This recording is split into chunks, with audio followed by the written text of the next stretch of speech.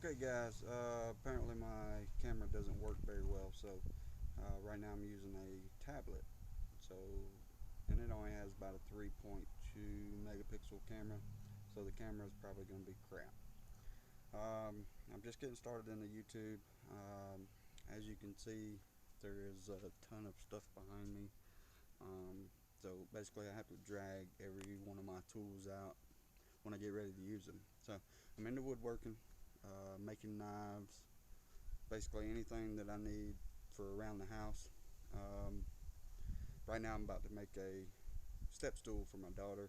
She is 2 years old and she needs a step stool to be able to see over the bathroom counter to wash her hands and uh, brush her teeth and things like that. So Mama wanted me to make it, so Daddy gets to make it.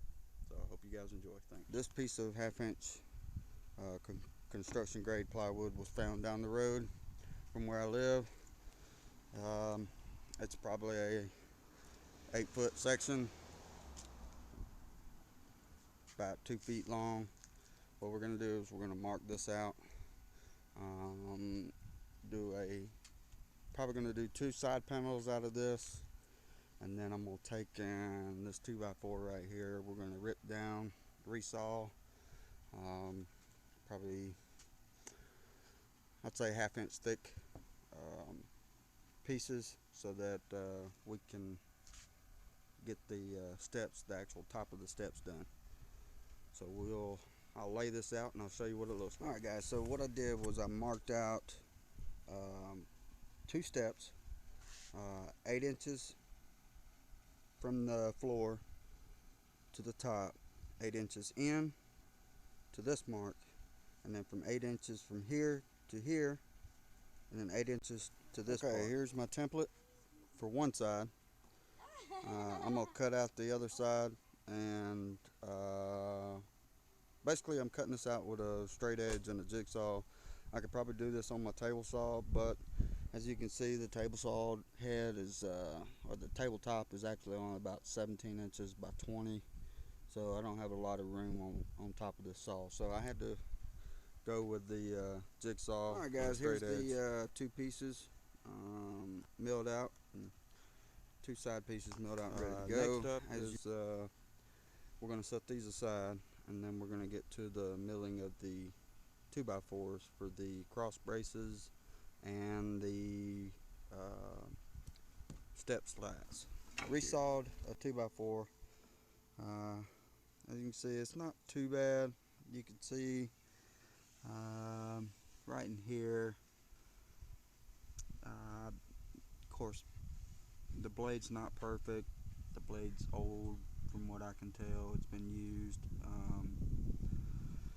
but I got 2 pieces that are approximately 58 or 5/8 inch thick by the usual 3.5 inch wide piece. So we're going to cut this down to 8-inch lengths. Actually, we'll make it just over 8 inches. My plywood, I told you wrong. I thought it was half-inch, but it's actually 5/8 inch thick plywood. So we're going to compensate on each top slat for the 2 pieces of 5-inch plywood, 5/8 inch plywood, and we're going to cut them out, and then we're going to attach them, glue them. I'm going to brad nail them in place just to get them in there, and then we'll put some screws in it, and we'll see what it looks like when I changed the dimensions on them. One of those flyby type things. I changed it to 15 1/4. That gives me 1 1/4 extra for the thickness of the plywood. 5/8 inch piece equals 1 1/4.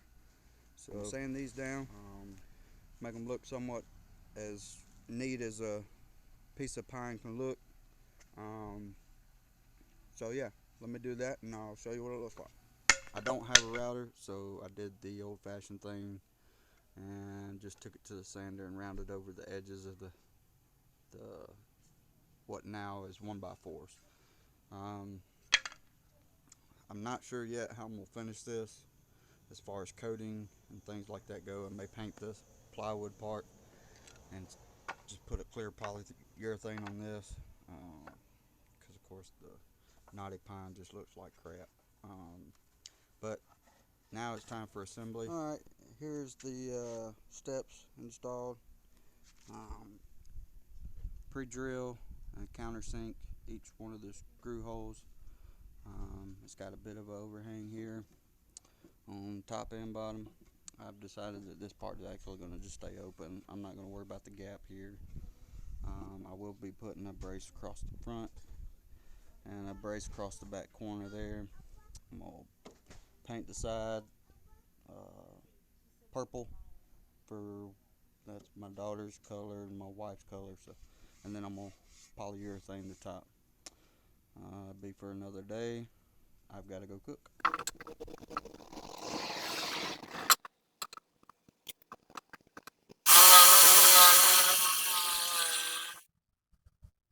Make sure it don't protrude past either one of these sides, because if you do, then it's gonna either push away from the surface that you're trying to work up against, or it's gonna set the stool itself at an angle. So try to get it as flush as possible, or even you can even recess it.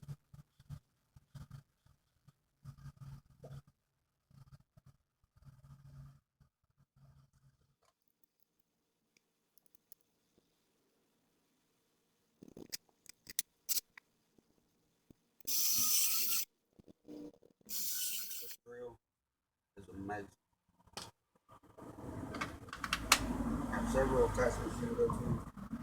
It is a Black & Decker Matrix 20-volt lithium-ion battery pack. It's black. I don't have any ties or any kind of sponsorship from Black & Decker, but you'll see that a lot of my tools are Black & Decker. I mean, they're quality tools for, the price. I mean, the drill was $60. It came with the 3/8 drill chuck, keyless chuck. The hammer, the impact driver was $30 at Walmart. So it's not very expensive and it works great.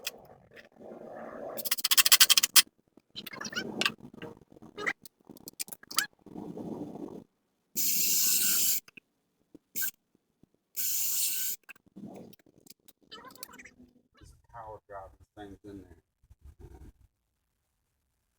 Over tightening a wood screw and wood naturally is going to strip the hole out. So you want to put in enough pressure just to make it flush. So take it easy and don't wallow your hole out.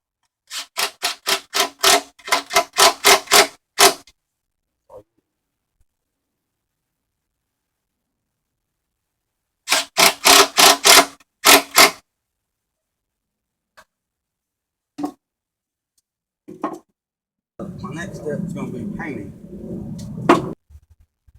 Poor man's paintbrush.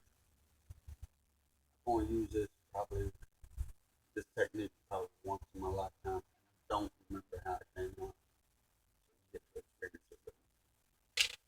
Alright, so first thing what I'm going to do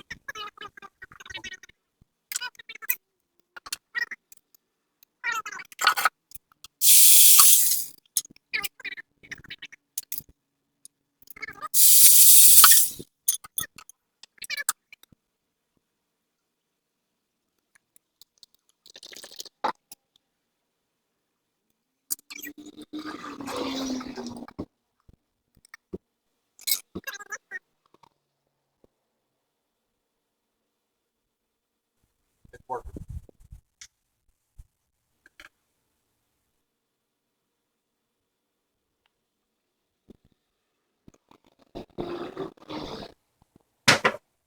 So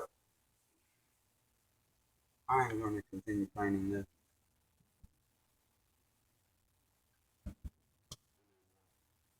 Alright, so as you can tell, it is now purple. Um, sponge work, the plywood actually soaks in quite a bit of the paint. A couple of spots where I had to go back over it. The sponge work, but it's not ideal. So you've got paintbrushes, for the small stuff, I've got a couple artist brushes. I use that to get into tight spaces. That one. Alright, so next is make sure I get all the purple off the top slats. Some on the other side. A little bit of sanding. Put the polyurethane coat on top. Before I do polyurethane, what I like to do is I like to take a damp cloth, a towel, anything like that, especially after you sand it. Wipe it across the top of the material you're working with. One thing this does is clean off any excess dust. It also raises the grain, makes it pop out some, so that it will accept the polyurethane.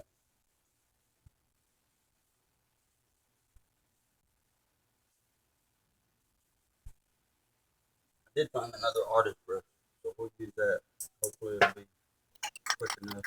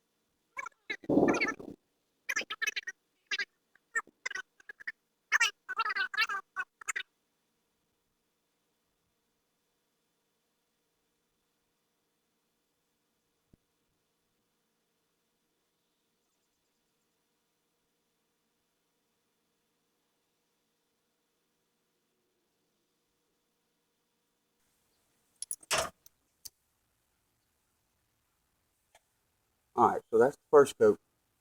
I'm going to look at it, uh, let it dry for a few minutes and see if it needs another coat. Usually you can tell if it's soaked in a lot.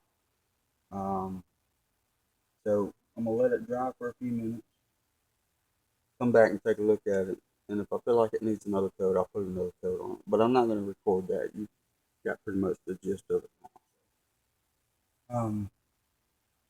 So all in all, this project is just about completed. So once I come back and do the final, uh, excuse me, I'm lost my train of thought here. Once I put the last coat of the polyurethane on there, I'll show you what it looks like, and we'll look at it and see what it looks like inside.